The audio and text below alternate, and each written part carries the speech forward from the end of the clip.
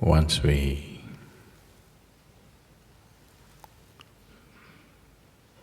are born as human beings, somehow life got a little complicated. It would have been very simple if we came here like any other creatures on the planet. Stomach full, everything is fine. When we were hungry, we also believed that once we take care of our survival, everything is going to be fine. No? Now once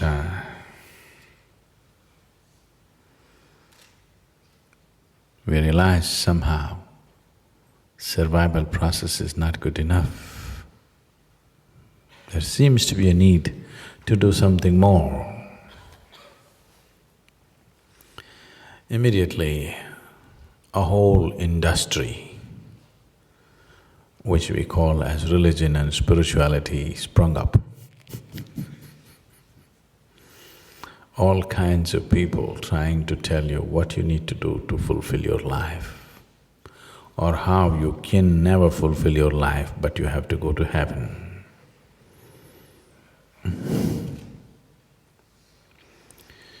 This has taken on so many forms, so many,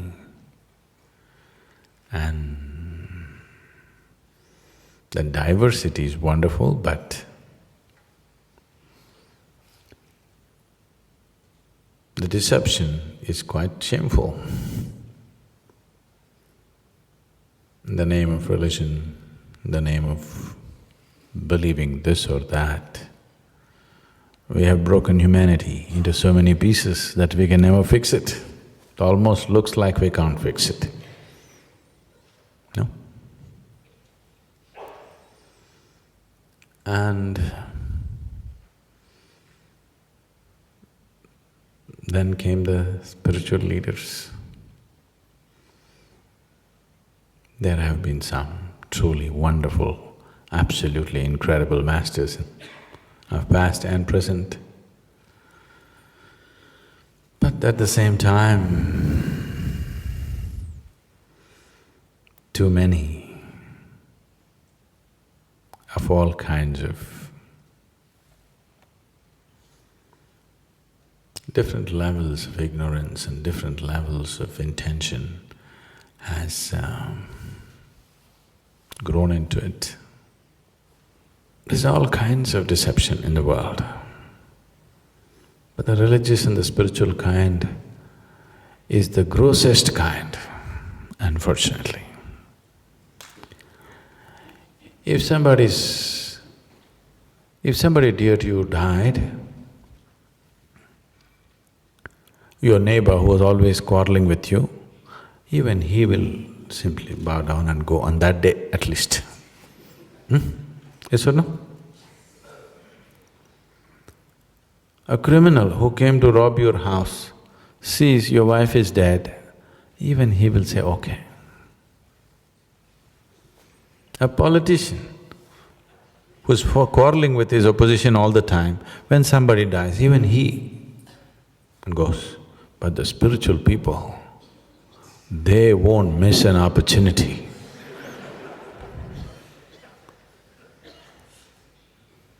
Somebody is dead who's dear to someone, and that moment they want to use. Even a common criminal wouldn't do that, isn't it so?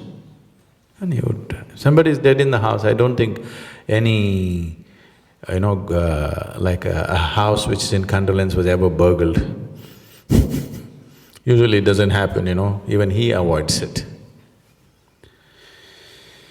So, it becomes extremely important to present the spiritual process in its proper light for what it really is. On a certain day, a bull was grazing upon the field. Chomp, chomp, chomp, chomp, chomp, chomp, chomp, chomp, chomp, chomp, chomp, chomp, chomp, chomp. Grazing, grazing, grazing, grazing, grazing, went deep into the forest. weeks of grazing on lush grass, became nice and fat. A lion which was past its prime, who was having difficulty hunting the wild creatures, saw this nice fat bull and stalked him, pounced upon him, killed him, ate him up. Stomach became full. Then with great satisfaction, like our friend, roared.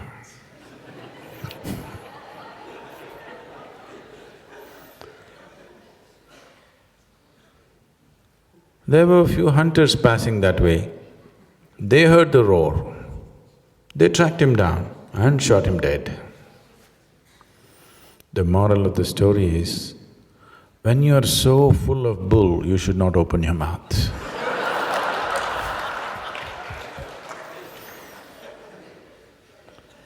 But they are so full of bull and not for a moment they'll keep their mouth shut. I was… 2 years ago when I was at the Economic Forum, somebody was speaking about something. Actually, they were talking about brick making. This is my problem, I'm interested in everything. There is nothing that doesn't interest me. So, spiritual process is just this, a deeper involvement with life, much deeper than people would ever imagine. Not just living the surface, living the core. This is not some bull that you read in some book. This is not some nonsense that you received from somewhere. This is going to the very core of life. And you cannot go to the core of life unless you are willing to pay attention to the detail of life. Nothing in the existence will yield to you unless you pay attention to it, isn't it? Yes? Women are all nodding, men are not saying anything. Women are all saying… Nothing ever yields to you unless you pay attention to it, isn't it so? And nothing ever cannot yield to you if you pay enough attention to it. The creation and the creator has to yield to you if you pay substantial attention to it. So, if you are willing to pay substantial attention to something, everything will yield. I was just telling them, you've heard of Andrew Carnegie? Have you heard of Carnegie? Carnegie in 20th century became one of the richest men in America in a very short span of time, in a single generation, just himself. So when, as a young man, he got into business and his business started multiplying at a phenomenal pace. He started making money at a pace that America had not witnessed till then. So naturally, the administration got suspicious that he may be doing some criminal activity to make so much money. They put his business through the scanner and they couldn't find anything wrong. Then they set up an inquiry for him. A group of congressmen were conducting this inquiry, and then they asked, "We have looked through your business in every possible way and we don't find anything wrong. So how is it that you make so much money? What is this?" So Carnegie said, "See, I can keep my mind focused on something for 5 minutes at a stretch. 5 minutes, I can keep my mind focused on something. Can any one of you do it?" They all said no. And they actually set up some experiments. None of them could keep their mind focused more than a few seconds. Then he said, you should not be running United States. Nothing yields unless you pay enough attention. And there is nothing in the existence which cannot yield if you pay enough attention to it.